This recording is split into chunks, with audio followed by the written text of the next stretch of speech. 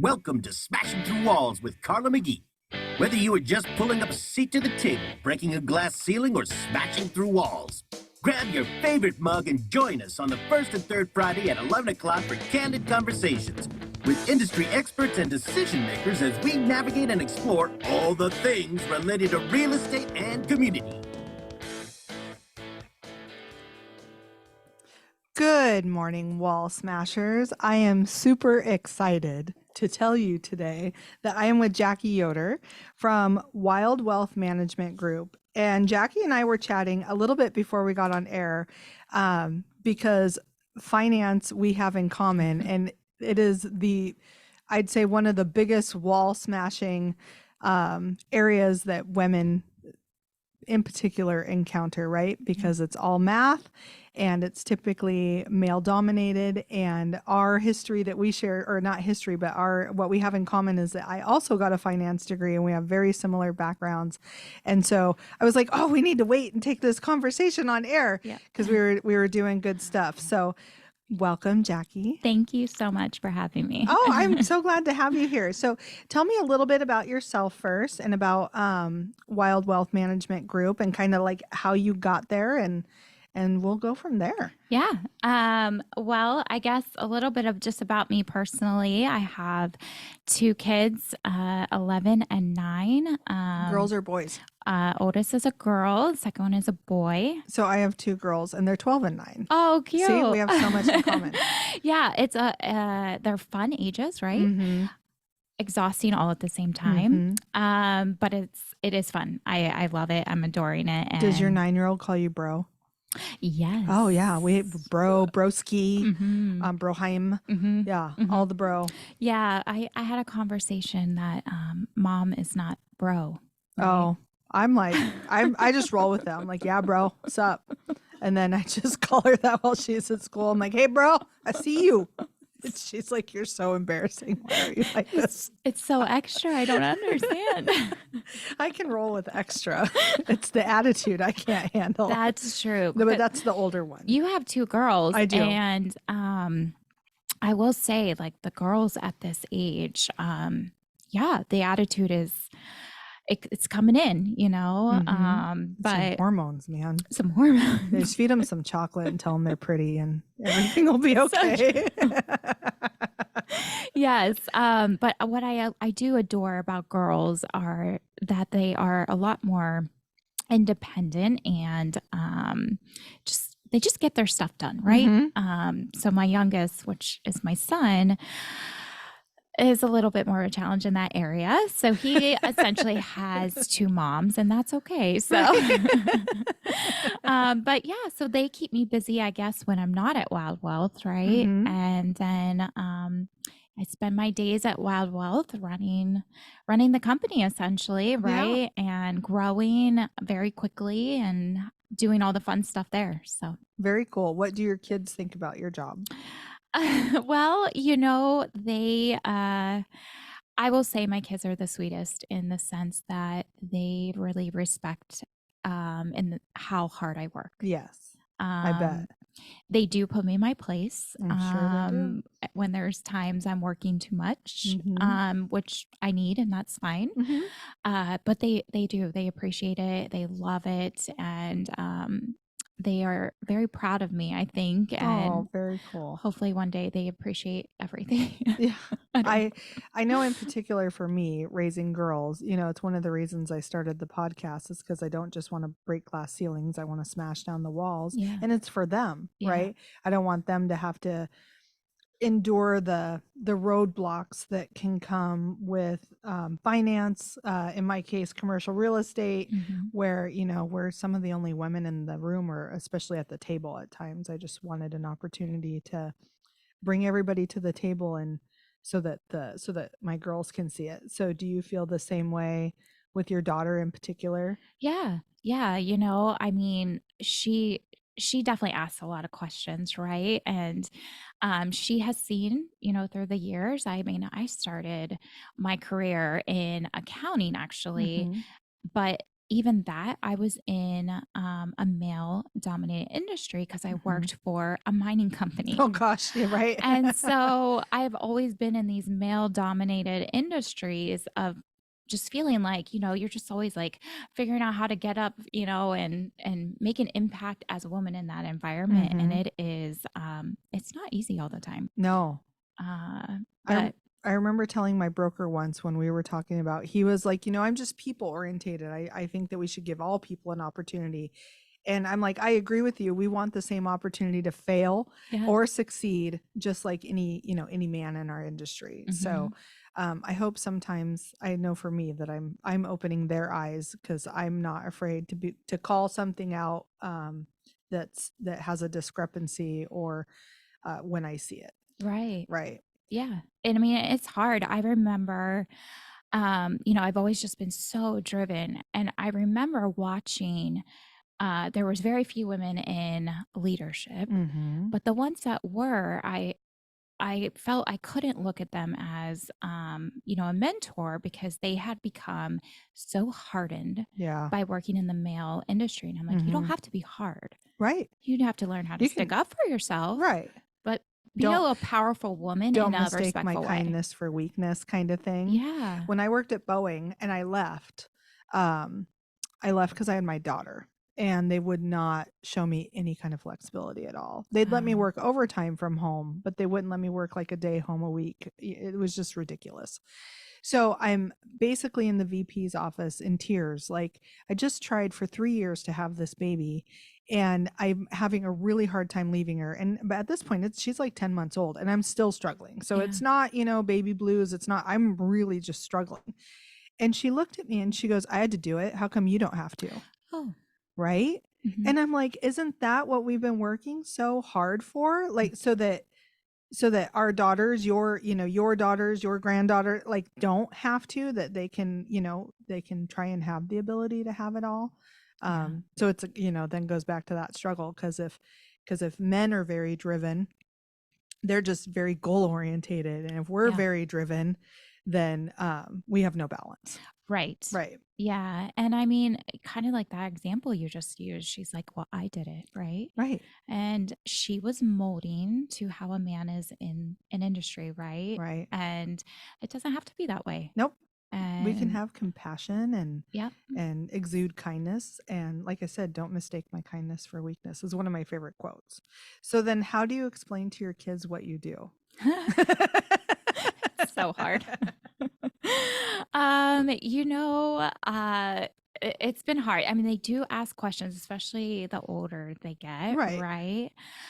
But they definitely see my phone constantly going off and all of those things. And so I just kind of explain to them, I have to help all of the employees at the company, all the advisors, and I'm always just trying to help the business grow, and we're helping, clients every day. We have to do stuff for the clients because of, we help manage their money and just try and like simplify it. But Right. it's very hard sometimes I struggle explaining to Right. a grown up because I'm like, everything? No, kidding. Right.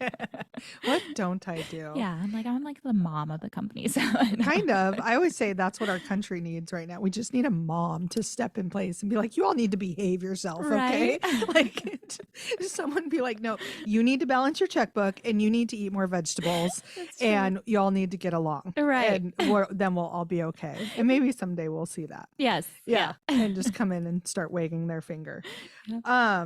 So I know for my daughters, my younger daughter just told me recently that she was like, Mom, I knew you like sold real estate, but I didn't know you like sold real estate. And I was like, well, which one's better? She's like, selling real estate. I was like, okay, weirdo. I love that. Right. And I'm like, are you watching too much TV? Are we watching too much House Flippers or something? Right. Yeah. No, I don't just. No, it's fun because our kids are the same ages. And so they are getting where they're kind of putting it together, not completely, but they're curious, so it is funny when they're kind of putting it together. Right. Like they have like the little like light bulb moments like, oh, that's what you do. Or she's actually doing something during the day when I'm at school. Correct. No, honey, I'm just sitting there thinking about you, baby, and how Right. I can serve you all day long. And they pay me for it. Yay. You like that trip to Disneyland? Right? So true. So, okay, so Wild Wealth Management Group, tell me about them. How did they get started? Kind of like, what are your guys' mission? Like, just tell me more about the company. Yeah, so Trevor, he's the owner of the company. Him and his dad started the company back in, what was it, 2003. And they just kind of grew slowly for a while. And then 3 years ago, when I came on, that's when the company was really starting to really start to grow. So since those 3 years, we've more than doubled, almost tripled the business. Wow. And it's just taken off, and it's been fun and exciting. And I mean, Trevor himself, he's these industries that are dominated by men, Mhm. you don't always get maybe more of those genuine people, and he is just a genuine guy. That's very Like, cool. people want to work for him. They want Mhm. to be part of what he has, right? And something that Trevor and I definitely were on the same page about was, giving back to the community. Mhm. And so we actually have our own nonprofit called Wild for Arizona, and we work with a different charity every quarter.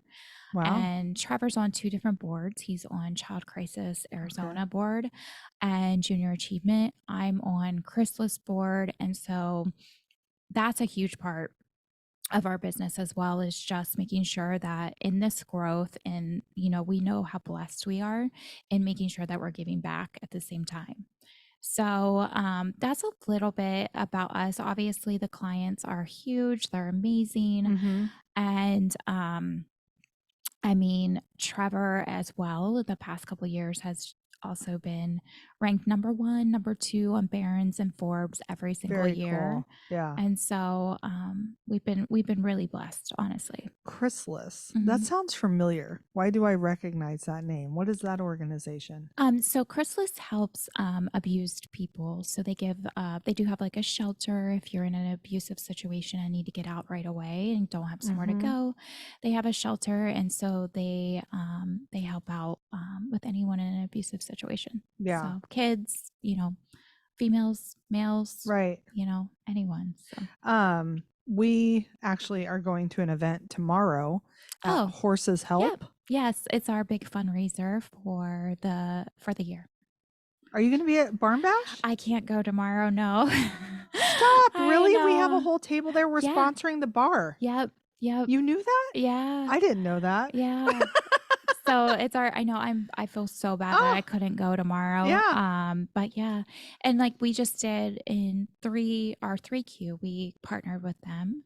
And They're so amazing. we did like an employee event, went to the shelter, played bingo, got pizza for the ones that were staying there. It was so fun. So Wow. yeah. See, look how much we have in common. I had no idea. So yes, we are going to Barn Bash tomorrow to Yeah. sponsor Horses Help, or to, help Horses Help, or help Mhm. fundraise with Horses Help. I've had them on the show. Oh, nice. Yeah, Greg. We're also involved with them business wise, and Yeah. then we are sponsoring the bar because who Yeah. doesn't want to go to the bar? Correct. Right. So all of those that are there, go drink the MHG margarita. And then, bidding on auction items and stuff like that. That's so funny. Yeah. You totally caught me off guard. I had Yeah. no idea. I thought I was telling you brand new information. Yeah, no, that's exciting. I'm so glad you're going. Yeah. Yeah. Yeah. Chelsea Baracco works with me, Okay. and she is very involved at Horses Help and also at Tierra Madre, which is a horse sanctuary. Okay. Yeah. And then I just personally, same, right? Well, like, our brokerage gives back to the community, obviously. Yeah. And then for myself, to my kids, to show them how important it is to give back, I'm a PTA president at their school. Oh, nice. Yeah, you'd say that until like tomorrow is also our fall festival, and I just bit off more than I A could couple of chew. years ago, I was the treasurer, Yeah. and yeah. How'd that go? Mm, It's a lot of work. It's a lot of work. I think people grossly underestimate it. Mhm. And I don't know about your school, but our school, there's only about 5 of us running around doing everything. Mhm. And I do wish people would get more involved in general, right? Mhm. Pick a charity, any charity. I just want my kids to see what I'm doing. And, and then my daughter went into junior high this year. So I also joined the booster. Oh, I have a perfect. death wish, apparently. So, or like too much free time. Yeah. Yeah. No, I love so my daughter, because she's 11, I've started taking her to when we do the volunteer employee events. Mm-hmm. And I definitely noticed the one we did with Chrysalis this past quarter. She's so comfortable now. She doesn't Yeah. get in those situations and freeze. Like, she's so comfortable, and it just made me proud, Yeah. So yeah. Have it's you good. guys done Feed My Starving Children? So we did like a couple years ago. Yeah. Yeah, Yeah. that's another one we get involved with through the school, through Mhm. Girl Scouts, stuff like that. There's so much opportunity, especially in Arizona. We're such a large state with Mhm. huge cities. I mean, if you want to be involved, there is so much opportunity. In fact, the Arizona Women's Resource Center just called me because they got a grant, and so now we'll be looking for some real estate for them Oh, that's awesome. on the west side. Yeah.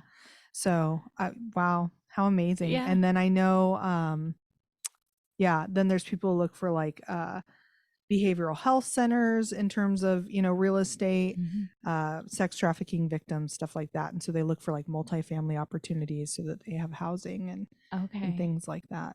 Wow. So, speaking of real estate, so let's go back to like wealth management. Yeah. Do you guys ever advise your clients to diversify their portfolios into real estate? Like, how does that work? I mean, every advisor has kind of their own little thing that they kind of advise clients on, Yeah. right? But I would say in general, I would say 100%, a lot of the advisors definitely recommend diversifying that, right? Yeah. You don't want to put all your eggs in one basket. No. And it's even like take out even, real estate or whatever. It's even like your normal portfolio. Like, you don't want to put everything into Tesla stock, right? Like, everything in your life should be diversified. Right. And so I would say a lot of the advisors probably go by that motto. So. Yeah, because there's a couple different avenues they can do. They can own their own personal real estate or invest in like REIT funds and things like that. Yep. Yeah, you can even 1031 into syndication funds, opportunity zone funds, Yep. things like that, to defer capital gains Yep. if you are selling your Tesla stock because you put it all in one basket, right? Yes. Right.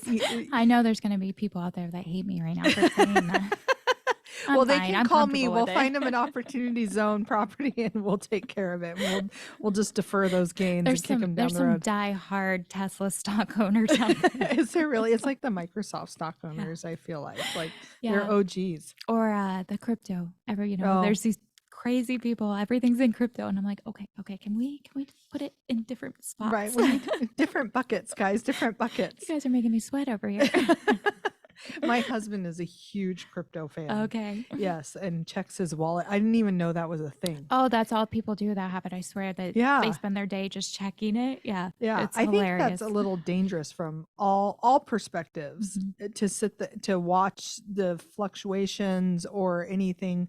I was told from a young age, like, put it there and let it sit, right? 100%. Yeah, because if you're watching it go up and down, that's where like panic sets in, right? 100%. And at the end of the day, real estate, the stock market, they're all the same. It's very cyclical, right? Yep.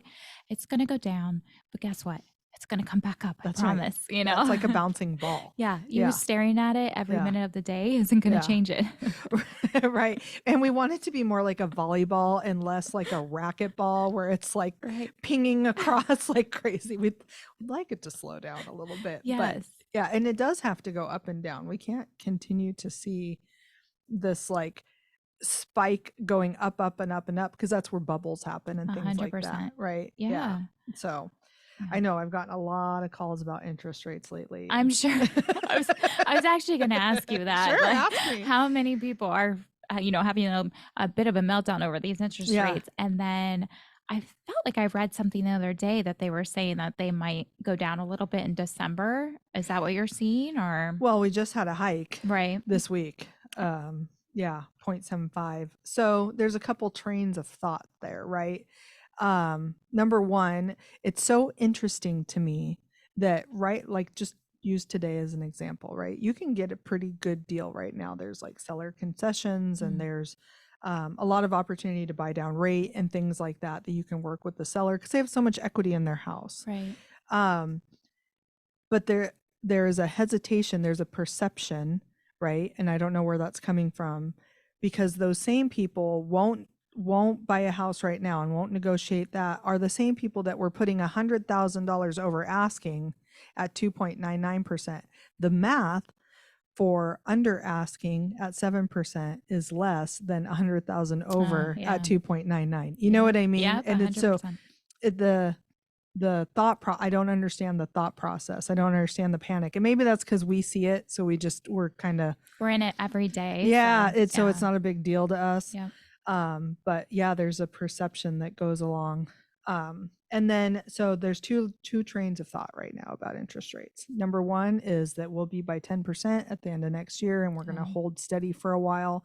The other train of thought is that as we move into a recession, that then they will reduce interest rates, because that's what I was taught in business school. When Right. you're in a recession, you reduce, like, interest rates are like a lever that you use to help control the economy. Yep. And when you're in a recession, you bring it down to help boost the economy, right? Well, we didn't do that. They never went back up when we recovered from the last one. No. And then look what happened. I always wondered if the lever worked. Well, yeah, I guess so. Right. Yeah. So I don't know which school I belong to, of which one, probably because I have no control over it. Right. But so we'll see. Yeah. But if interest rates come down. Well, and I think too, in both of our industries, I feel, we went through a pandemic Whew. that no one knew, no one's ever been through. Right. That was new.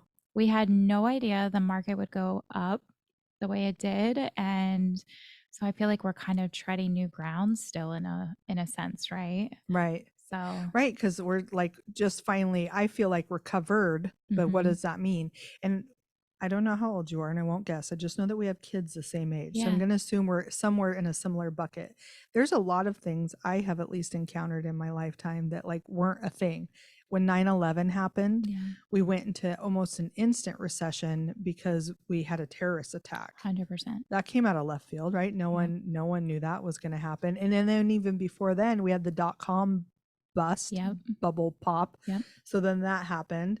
Then the 2008 lending fiasco. Oh yeah, that was a mess. That was a mess, right? And then now COVID, and we're always fine. So that's what, I don't know if it's like an industry thing or just an age thing, where I'm like, we have no control over it and it's going to be okay. Like, Right. it always is. Yeah. Right? Like we're not gonna go spiraling down, crashing into the earth. Like, No. it's gonna be fine. Yes. Yeah. We're going to get through it like we did all the times All before. the times before. Yeah. And I lived in Seattle in the 90s, where I really saw the .com bubble yeah. burst. It was really interesting. And I was just on Fox News last week and was telling them, they were kind of asking some of the same questions. And I was like, here's what we know, right? Here's the facts. Businesses are still coming here. They're still building at record rates because we have such a great workforce here. We're educated, we're hardworking, and we still have a housing shortage. Yeah. Yep. What if we start seeing these big mega companies start stopping mid construction like they did in Seattle in the 90s during the .com Yep. bust? Yep. Then we have a problem. But as long as they're still seeing these properties to completion and then hiring people and putting them in, we still have a strong economy. Right. So, Yeah. yeah. I did have a question for you, Yeah. because I know you're more in the commercial Yeah. side. I had to go downtown, and I used to work downtown because I worked at Freeport McMoran. Oh, okay. And I have a lot of friends there still. And I noticed some of those big buildings, like those companies are not there. What are those big buildings? Like, what are they doing? Downtown? Yeah. What are the crossroads? So it would have been like Central and and like, is it Van Buren or? And the buildings aren't there anymore. Well, the buildings are there. It's all the the Yeah. high skyrise buildings. And I noticed some of the big companies. I think Oh, Wells Fargo might be one that was down there across from us. and I now don't they're think they're, gone. yeah. Yeah. I want to know what they're doing with them. I don't know. So office, we have definitely seen like some interesting fluctuations in Yeah. because of I think COVID was really like a big indicator. Because if you look at it from like a business perspective, right, you guys are probably dealing with this that wow, people could work from home and still be productive. Like, why are we paying all this office Mm-hmm. space Yeah. lease, right? So again, with the two trains of thought, there are companies that are like, nope, y'all are going back to work because regardless, that $25,000, $50,000 monthly office lease commitment you have, you still have it. You still have to pay it. You have to pay it. Yeah. But we are seeing like some subleasing increase and stuff. So some of them are trying to sublet it. Got it. It's a Okay. good opportunity if, if a company wants to move into like a swanky spot to get a good deal right now. Right. Yeah. No, that's a good idea. We actually are going to be looking for space in our Tempe location Well, here you soon. know who to call. I do know who to call. Yeah. So you guys are currently in Tempe? We have one of our offices is in Tempe, and we are just growing and need more space. So Wow. And yeah. are you guys all over the valley then? Yeah, so we have Scottsdale, Tempe, Glendale, Payson, Sedona, and Tucson Oh, that's in great. Arizona. And then we have a location in California, New Mexico, the state of Indiana. That's random. That one is random. That's That not one's what a satellite I office. expected you to say. No, the state that of one's a Indiana. satellite office, but yeah, we I f- do. We have yeah. our CCO is the one that's actually there. Is that because they live there? Yeah, Okay. she ended up moving back to be closer to her mom and dad. So Wow. yeah. I bet that she got a really great house at a great price in Indiana. 100%. Well, it was so random because the first time I ever met her, she was telling me where she lived, and she's like, "It's in the middle of nowhere, and you never heard of it." And she tells me, and I just die laughing because my brother actually owns a farm, literally 20 minutes from her, and she That's goes, "I've never hilarious. met anyone that has ever heard of where I live." That's so funny. It's like the middle of nowhere. Middle but of yet your nowhere. brother's there. Yeah. That's awesome. Yeah. So, So- she has a nice house, and I yeah. bet she does. Yeah. That's a lot of area. And you Mhm. guys did that really quickly then. You said in the last few years, really. How has that happened so quickly, do you think? I mean, it really just comes down to kind of what we built, like I said, and then so we have people that work with us. We have wholesalers and everything Mhm. that anytime they know of an advisor that wants to leave their firm, I mean, Oh. we're their first call, Yeah. And I mean, like I said, that speaks volumes for what Trevor has built and our organization. What does So a wholesaler mean in your industry? Because I In know what my- a wholesaler means in my Yeah. industry. So in everyone's portfolios, right, you always have the different fund companies, like Yeah. different funds. And so that they're considered our wholesalers, right? Mhm. And so for each fund family, whether it's we can use a basic like a Fidelity, Okay. American Funds, whatever. There's a wholesaler for each of those. And the ones we work with the most and have those relationships are the ones that are like, no, you got to go talk to them. So, yeah. That's super interesting. Yeah. It's so interesting to me because, like, my husband sells commercial and industrial HVAC, Mhm. and they have wholesalers in their industry too. And Yeah. it's like, and I know we do in our industry. I didn't know like everybody does, Yeah. basically. Isn't Yeah. that interesting? And so it's super fascinating to me what it means. Like in his industry, it means that they sell like shelf stock items, Okay. right? Yeah. Like I can't think of an example right now, but like if you needed parts, you would just go to a wholesaler and buy a Right. part, Yeah. right? Versus like having a custom workup from his company kind of thing. Right. And for us, it means in particular residential real estate that Those are the one. Do you get the text messages on your house? I do. Yeah. I think I That- got one this week, actually. And you're like, $1 million. Oh, totally. Yeah. I see what all my neighbors are selling That's for. right. Those are typically wholesalers, and then they get your property Oh. under contract, and then they sell the contract to an investor. Got it. Yeah, they're not. Okay. I'd say 80-20, right?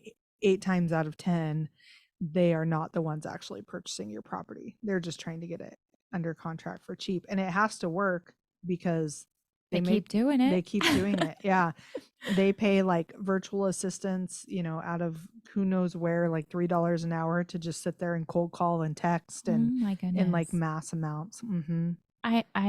How do they get our numbers? I've I've always wanted to know. There's a lot of ways. They use what they call skip tracers, Okay. which is another service that they can use to get phone numbers. Okay. Mhm, I'm in like, did I mass sign up for amounts. something that I wanted to sell my Probably. house? We think our information is private. And None Yeah. of it is private. It's true. Yeah. Yeah, nothing's private today. No, I mean, it's like my house is in a trust, Mhm. right? Which Yeah. is, I feel like, buried, and I still get text messages. And I'm in real estate. Like, do Yeah. your homework. Leave me Right. alone. Yeah. Totally. Yeah, I'm in a trust too. So yeah. And they're still getting your information. 100%. Yeah, it's super Wow. easy because they can just look it up. But Yeah. yeah, one of my first jobs was telemarketing. When I, You miss it, don't you? oh, so much. When I was like 13. Oh my goodness. Yeah, because I had to start working when I was really young. And we literally had like sheets of paper, and the phone number would be like 123-456, and the next number would be 123-457, 12, and it would just, and that's how we called people. Wow. And just some of them were disconnected, and you would write like disconnected on it, or you would write, you know what I mean? Yeah. But like, that's how we did it. DNC meant do not call. That's before there was a registry. How much did you get yelled at? All the time. You know what though? That taught me more valuable things about sales I'm sure. that I could have learned in any position ever. Yeah. Ever. Because I got yelled at by my coworkers because I was 13 and they were like adults. I got yelled at by people, but then I was out selling the adults. So, Yeah. I was like, I just learned how to get told no all the time. Right. Okay, thanks. It's not personal. You just move to the next 1, 2, 3, 4, 5, 7. And you just keep going Keep down the going. line. Yeah. And then somebody eventually buys it. Yeah. Mhm. I feel like that maybe helped a lot in getting into real estate. It probably did. Yeah. Yeah, because I get told no still all the time. Yeah. That's cool. Yeah. Next. Bye. Yep. Like it's not, they don't know me. It's not personal. No. I remember working in a restaurant when I first moved here in 96. And I was a manager. So I was like 19. I was a manager at Blimpie back when we had Blimpie. Oh yeah. Yeah. And one of the gals was like crying because this lady was like so rude to her. And I was like, she doesn't know you. No. Like just brush it off. I know she was rude. Go take a second, brush it off. But she doesn't know you. Like, what do you know is true? Are you a bad person? Right. Right? Like, did you make the sandwich prices? Right. No. Like, And she might have had the worst day of her life, and Right. you were the person Right. that she took it out on. So right. They're like, so you just, next. right. There's more people down the line. Yeah. And, most people want to be nice to you. So Yeah. let's just focus on those. But yeah, in real estate, people can be really nasty sometimes. Yeah. Anytime you're dealing with people's money, right? I'm sure you 100%. guys get that as well. Mm-hmm. Yeah. And we're human, and we just move on to the next one, I guess. Yeah. So you guys also, there are also sales components in your job as well. How are you bringing in more women into those roles? Yeah. So, it is hard to find female advisors, right? But I feel like it's getting a little bit better, maybe. But for me, it's a lot about just, getting out there, having those networking events with those women. And the ones that, I have some of my girls that start out as assistants and they think about wanting to get into it. And I really push them and encourage them to do that, And so sometimes it's not even having to go out and find a female advisor. Sometimes it's grooming, somebody that starts out in that assistant role to eventually become that advisor. But there's a lot of value. a lot of value in a female advisor. They have such a different perspective than a man, right? Right. And so, but it is very, very bizarre to think that we're sitting here in 2022 and it's still so male dominated. Right. Well, it's like representation matters too. Mhm. So as long as, women have a seat at the table and can speak up, then, bring that diversity to the table. When they see people in a leadership role, because how many examples do they have to look at? Right. Right. So Yeah. they having that representation in either of our fields, honestly, Mhm. is super important, just so that younger women, assistant age coming Yeah. up, are like, well, maybe I can do it too. Mhm. I had an agent that came in, I don't know, a couple weeks ago, and to sell a multifamily property. And a smart agent will realize when they're working outside of their scope and rope in, a commercial broker or somebody who knows what they're working on. And she was like, she goes, I follow you on Instagram and I see everything you're doing. And she was like, I look up to you. I'm so excited to be able to work with you. And it's because representation matters, right? Yeah. We really do need to put ourselves in a position to set an example for not even the next generation, even our peers, who just thought that maybe they couldn't do it for whatever reason, and that are now like, having their daughters look towards us, or even even young men that don't fit in with Yeah. their peer group. Yeah, no, it was actually this week we had, we do every year we do a whole all day advisor forum and I put all of it together, right? Yeah. And I always open it up. And when I welcomed everyone, I welcomed our newest advisor, which is a female. Mm-hmm. And, I look around that room and it's all these men. There's Right. only a couple of us women. And I go, I just added more female blood. And if you think I'm going to stop, I'm not. I'm going to add more. That's right. So, Well, and again, it goes back to the representation, because I know in our brokerage, once I joined, more women started joining. And I think sometimes it's, the interest is there, the intelligence is there, even the experience might be there, but it can be, for some people, very intimidating to walk into a room full of men mhm. and be like, hey, I want to play. I Yeah. want to join you. Right. I'd say some of us, I'm going to assume you're one of them. It's just like any other room, Yeah. that it's no different to us than it would be to anybody else. But that's not always the case. I mean, I know men that get intimidated in a room full of women too. So I think that needs to be important in all roles, right? Even like teachers, female dominated roles. Yeah. My daughter has a man teacher this year, and it's the first time she's ever had one in 4th grade. And Wow. she came home and she was like, he's mean and he's stern. And I'm Oh. like, he's just not the like Snow White Mary Poppins that you're used to, Totally. that sings songs every morning and talks to birds. And like, he is there for his job, which is teaching you. Yeah. And you need to calm down a little bit Mhm. and just realize that he's probably not talking to you. He's probably talking to the kids that aren't listening. Right. Right. And the tone of his voice is lower and deeper. Yeah. Right. Then, okay, boys and girls, we all need to pay attention now. He's like, hey, get your stuff together. Yeah. Let's round it up. Right. So, I mean, even just like I think in those types of roles, we need to see more diversity, so that our kids walk into the world knowing that the world doesn't look one way or another, so that they can go into various types of roles. Yeah. I know my daughter has 2 male teachers this year. Very cool. Absolutely adores them. Yeah. What grade is she in? She's in 6th. Is she in junior high?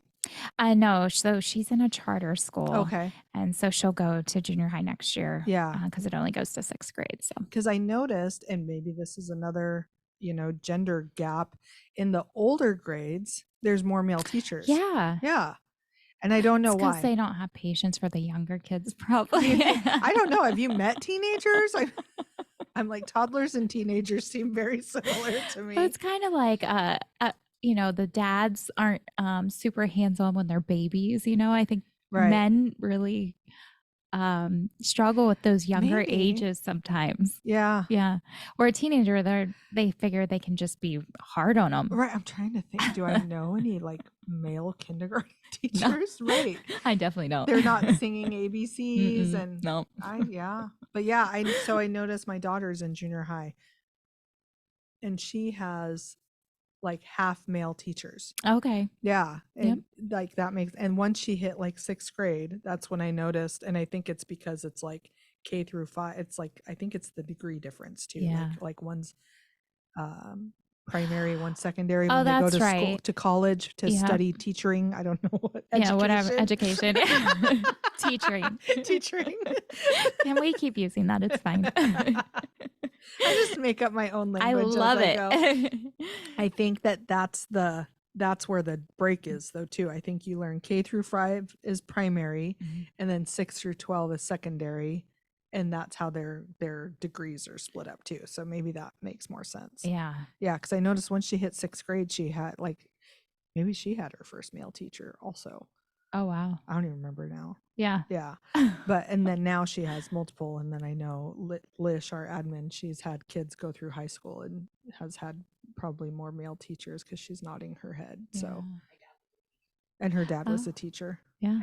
High school. See? High school teacher. When did he go to like, I'm sorry, now she has to come to me. Wait a second. So he was a teacher and then, but that's not how he's retiring. No.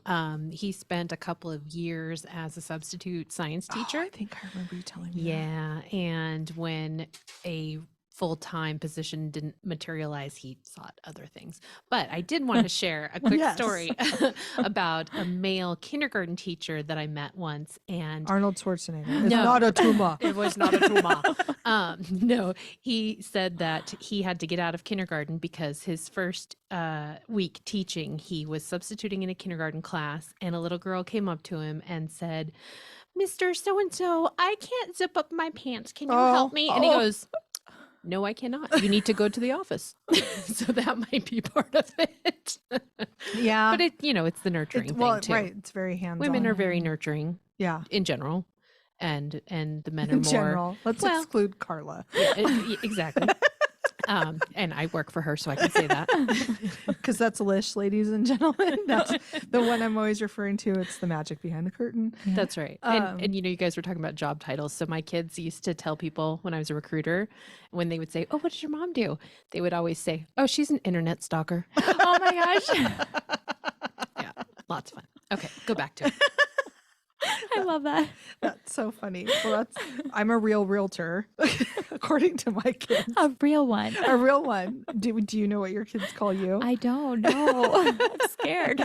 You should ask them when you go home tonight and be like, when your friends say, what does your mom do? What do you tell them? I do need to ask that actually, Yeah. but now I'm kind of scared to No, be you're honest. scared. Yeah. My girlfriend Jacqueline is like a director, like mid-level manager for a healthcare company, and that facilitates in-home healthcare. And Okay. she knows so much medical lingo that her kids when they were little, used to tell people that her mom was a doctor. Oh, Yeah. Oh, my mom's a doctor. She'll take care of that. She's like, I'm really not. I I'm not a promise. doctor. I'm not. I didn't- she should have just rolled with it. right. But she's like, what if someone needed CPR? Oh my Right? gosh. She's like, I wouldn't know what to do. I just know how to tell them how to call their insurance company, and how to Right. code that. Like, I love that. yeah, I like her a lot. Yeah, she went to WGU, which is an online college, self-paced, Oh, and over COVID, and completed her bachelor's degree in like 18 months. that's amazing. Yeah, What did she go for? healthcare Health. management, healthcare administration, Wow. whatever the business degree version of healthcare is. Got it. Not teaching, So she not doctoring. Yeah. she's like, I need something to do during COVID. Yeah, well, and now she's like she was like a manager, like a supervisor, and now she's like a director, like boom, like her Oh. trajectory just. Good for her. And in her area of healthcare, which is kind of the back end, right, not the front end, is like once you get to like director position and above, it's very male dominated. Oh, Isn't that interesting? I could kind of see that now that you're saying it. Yeah, right. Because you start thinking about Mhm. who runs the show Yep. versus who's working the show, and yeah, because I didn't think about that either, but she was pointing it out to me. But again, those are business roles, Yep. and that's kind of what we see once we go into that. What did you study? Did you study finance? So my undergrad is actually in accounting, and then I have a concentrate in finance with my MBA. Got it. Yeah. I cried during an accounting final once. It was so bad. It was managerial accounting, and I cried because my balance sheet would not match up. Oh, they weren't equal. No, and I was like a final, and I couldn't tell where they were tricking me. And I had a cold, and you can't get out of a final. I don't care if you're dying. No. And so like my snot is dripping down my face, and I can't, and then I'm starting to cry, and I just cried. And you know how like you erase paper and it just Yes. gets worse, Yep. and it was really bad. Yeah. So I did not study the accounting side of things. Yeah. Where yeah. so you have your MBA. Where did you go? I did my MBA through GCU actually. Oh, And I did that because at the time, they were one of the few ones that you could do it online. yeah. And I started my MBA when my son was probably 4 months old. So yeah, almost 10 years ago. Yeah, and I was still in the accounting world, and I was working, 60-hour days, so I needed something that I could do online and all of that. And so, yeah, they were one of the few ones that at the time I could do it through. That makes sense because I was looking into my MBA when my older daughter was little, so 12 years Mhm. ago, and there were very few online programs available. It was kind of like University of Phoenix, Mhm. and that was really like it. Yep. And I'm like, I didn't want to go from the University of Washington Business School to then getting my MBA at the University of Phoenix. Yeah. So And I had a mentor in my company, and he basically was telling me, he was like, listen, GCU's about to kind of blow up and become he really was big. not wrong, was he? No. Yeah. And he was like, get it through them, Yeah. and I said, oh, okay. And so I did. My Yeah. and so I ended up not going the MBA route. I ended up going I got a green belt in Six Sigma and a master certification project management instead. I think that's better. It's Yeah, fine. that's It's more useful. Is it? Okay, I'll make sure I note it on my resume. The boss says it's more useful. It's more useful. But I felt like at Boeing, so Boeing paid for people's college. Yeah. And so it felt like everybody had an MBA. And I was Yeah. like, well, I actually want to stand out, not just like check another box. And Yeah. so that's why I did that. But going back to GCU, so my niece is in softball. Actually, all my nieces are in softball on like both sides of the family. It's really bizarre. They're in softball. And I have another assistant, and she goes to GCU. And so I was telling my niece, like, you should look into it because they're really pouring money into their school, and Yeah. they're putting scholarships out there, and she wants to study nursing, and I guess they have a great program. And she only wants to play for a D1 school, which I had to learn what a D1 school is. Yeah, I remember someone had to educate me one time on that Right. as well. So I looked it up because I was like, well, GCU is probably not a D1. So, oh no, they are. Yeah. They're a D1 for softball, at least school, Yep. just like ASU or U of A or anybody else. And so I was really surprised at how much they have like come up. Yeah. Like it feels like recently, right? So quickly. Yeah. Yeah. I mean, like I said, when my mentor told me, I kind of just looked at him, Yeah. but he must have known something I didn't know at that point because he was right. Yeah. And I feel like they're still pouring a lot of money into their school. Yeah. So And I mean, they have, from my experience, the people that come out of their programs are, I mean, I might be biased, but I have one of my employees, and she did dance there, and she's just one of my best employees ever. wow. And then we have another kid, he's currently there, and he's like an intern for us. Same thing. And like the sweetest people, like, I don't know, whatever they're doing, GCU's doing it right. So Well, and so I've taken CCIM classes, which is commercial designation. And there's been students in our class, and they kind of tell you before, like, hey, you all are sitting here to learn, whatever we're learning that day. But there's students in here also learning, just to let you know, and they want to ask you questions afterwards and stuff. That is the only school I've ever seen do that. Mm, There's no other school I've ever had students in my class. yeah. As a student, as an in-person student at UW, I didn't go do anything like that unless Right. I sought it out on my own. Mhm. So I thought it was really interesting that they were giving them those kinds of opportunities, and then that makes sense that that would then develop well-rounded employees. Yeah. They're Mhm. amazing. I would take any more out of there. So yeah. Well, Yeah. if any GCU students are listening or anybody else is Yeah. interested in going into finance, I'm sure you guys are always hiring. Yeah. How can people get a hold of you? So you can definitely find me on LinkedIn, and you can also go to Wilde Wealth, and that's Wilde with an E, .com, and all my information is on there as well. So Fantastic. And Yeah. are you guys hiring? What would you like to tell the people out there? yeah, we're growing, like I said, constantly. So we are always hiring. And I always tell people one of the best ways, if you are just trying to get your foot in the industry, is to really start as, we call them CSRs, but an assistant to an advisor. You just learn so much knowledge doing that, and then work your way up with whatever you want to do. So And then you could be the next Jackie. you could, yep, when I'm ready to hang it up and retire. It was so nice to have you on. Thank you so much Yeah. for chatting with me Thank today. you. Yeah, I enjoyed it. So thank you for having me.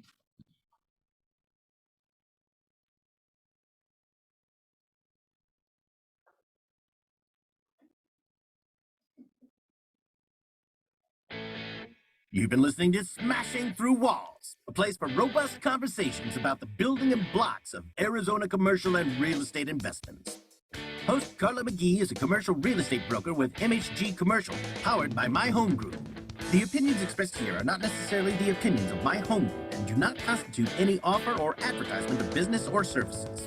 The real estate market is cyclical, and listeners assume all responsibility should any return on investment, tax consequences, credit effects, or financing terms not meet their expectations. Guests may not be qualified to provide financial, legal, or tax advice regarding a real estate transaction. Listeners are advised to obtain professional tax and legal advice and counsel.